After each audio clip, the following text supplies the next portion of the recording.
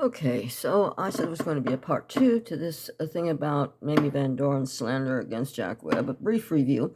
She claimed that about, I think it would be 1954 or 55, he had drugged her and tied her up and raped her. Well, there were two versions of the story, one of which she realized was a little too silly, I guess, and eliminated it from her bedtime stories and scrubbed it also from the archive versions, but I managed to find a version. And in this one, she's fading in and out of consciousness, all foggy, and she said, fussing around with the knots on the ropes tying her to a chair. Now, this is pretty absurd. I mean, a woman's lower orifices are pretty inaccessible when she's sitting on a chair. They're blocked by the seat of the chair. So what's he doing tying her to a chair instead of a bed to start with? And if you're going to construct a lie, a complex lie, not just a yes or no type thing, you tend to use, researchers on this say you tend to use information materials you already have available to you. So the trope of a damsel in distress tied to a chair, or in some cases a railroad track, with a classy sort of villain twirling his mustache and telling her he's going to kill her if she doesn't marry him or hand over the deed to her property or her water rights, whatever he's after, is something that was in some cartoons that I saw as a kid, and she would have seen cartoons, and it's probably drawn from stuff in movies she would have seen growing up, even silent ones. I don't know. Don't know about stuff from that time, but I'm sure it's there. So she had it in her mind to draw on. Anyway, she ends up on this, in the second version, which is sort of a secondhand because it was an interview on, I think, Salon, which scrubbed that page also. She is she wakes up tied to a four-poster bed.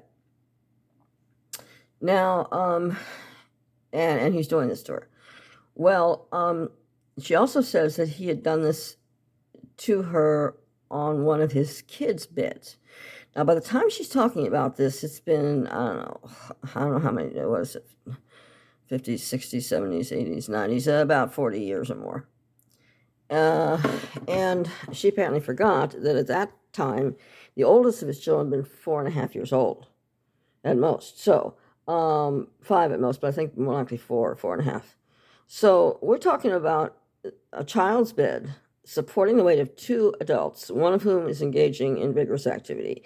Now, he could have been boinking her from the end of the bed, but she said that he had a wild look in his eyes, and if she's all foggy and fading in and out of consciousness, she's not going to be able to see that clearly for that unless he's right close to her. So that means he would have been on top of her, and you have a child's bed supporting the weight of 2 adults, one of them engaged in vigorous activity, and this bed it doesn't collapse, or at least crack. Something's wrong here. Also, she would have been in the ridiculous situation of she would have had to have been tied by her elbows and knees, not her ankles and feet and wrists. So this doesn't sound quite right. Now, this interview was quoted with the URL sources, most of which are now useless, at a Google Groups thing. And that's where I first got wind of it. I first heard the kids' bed version. Somebody else was saying she has said that she was consensually with various men, some of whom said they had not been with her. One of whom said being with her would be like snuggling up on a mattress thrown out in a back alley somewhere. In other words, he wouldn't touch her with a 10-foot pole. Now, Jack Webb had apparently been out with her once or twice, and but that was it. Apparently, he wasn't. He was getting to know her. He wasn't that crazy about her. Last date ended with a kiss, and then supposedly he invites her to his house for the next date. Now, at that time, I don't think he had bought that house yet that was near his ex-wife so he could co-parent. So it would have to have been Julie's house and her and the kids reliably away for a day or two or something like that. And you have also the problem, the situation where if she's fading in and out of consciousness while this is happening, then she's not going to be as totally out of it when she's dumped off at her mother's place as she makes out. And chances are she's going to be hollering at him in the driveway while he's trying to get her in the car. This might make the neighbors take notice, call the police. Press might be following police scanners to see if there's an interesting story out there they can home in on. And it just strikes me this whole thing is the surrounding furniture issues make it pretty impossible, pretty ridiculous. Now, she says on her blog that she's going to be dealing with the issue of, quote, the evil Jack Webb, unquote. And she had pushed this matter to the side of her mind for a long time until she was triggered by going to some charity event, which is, I think is the same one she's talking about, was not running in 1991. And she saw this big photograph of him on the wall, and that triggered it. Now, beforehand, she had not gone to the police because she figured they were too fond of him. She was afraid that the morals clause would get her trouble because it would embarrass the studio. Actually, it wouldn't get her in trouble. She's the victim. And why? What about the publicity? Any publicity is better than no publicity. You know, like somebody claiming they were raped in a flying saucer and gave birth to Bat Boy or something like that. You know, National Enquirer quality stuff is better than nothing. And so I think that that her excuses for why she didn't say anything at the time don't make sense. Now, fast forward. She spent some time in Vietnam with the troops, entertaining them and sometimes screwing some of them.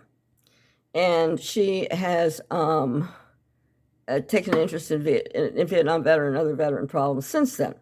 So she would be acquainted with the issue of PTSD and of how people with traumatic amnesia or traumatic semi-amnesia can push something aside and just almost forget it, however bad it was, until something triggers them into full memory and it's full front in their face and they can't ignore it anymore and maybe go a little nuts in the process.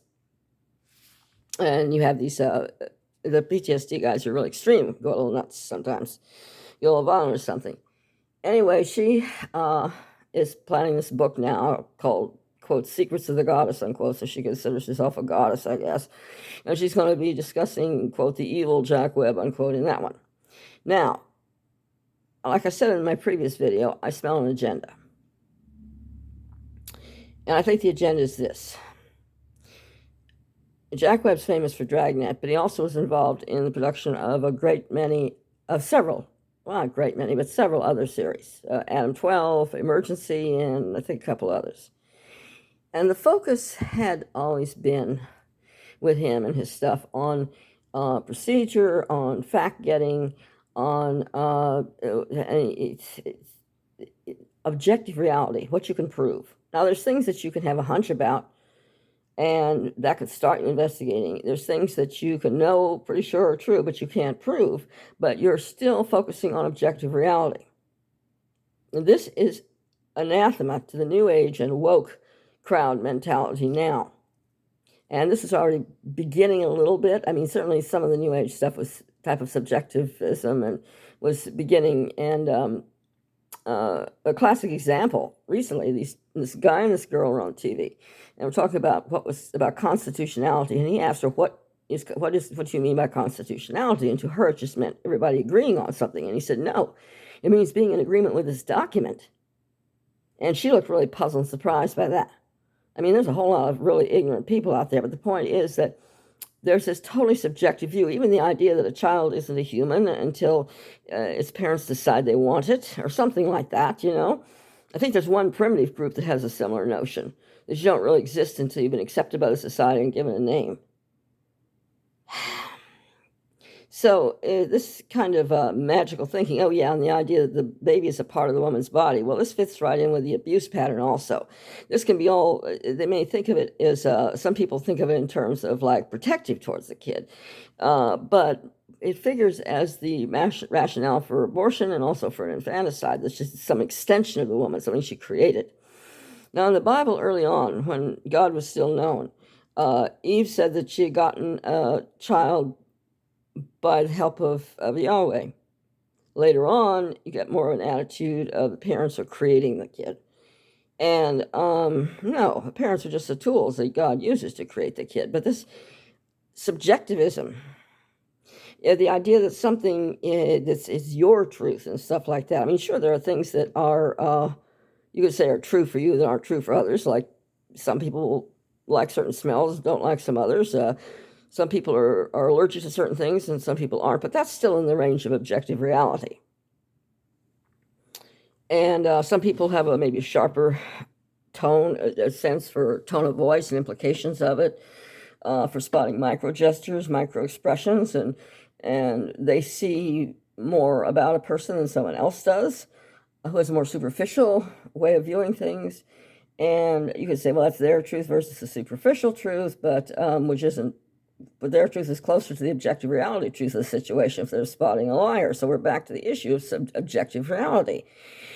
And there's a certain increased interest, I think, now in Jack Webb and his work. And certainly fits a conservative mold of sorts. And it's also presents an ideal and an effort, which was used by some police departments. In fact, some of his lectures in the series to improve the behavior, to train the cops, to make things better. And he was, some say, well, he was a shill for LAPD. Well, this was while Parker, who cleaned up the corruption, was in charge, and there was a successor who was like him. And then after a while, decades later, you get the Ramparts scandal. So obviously, it's things went bad again.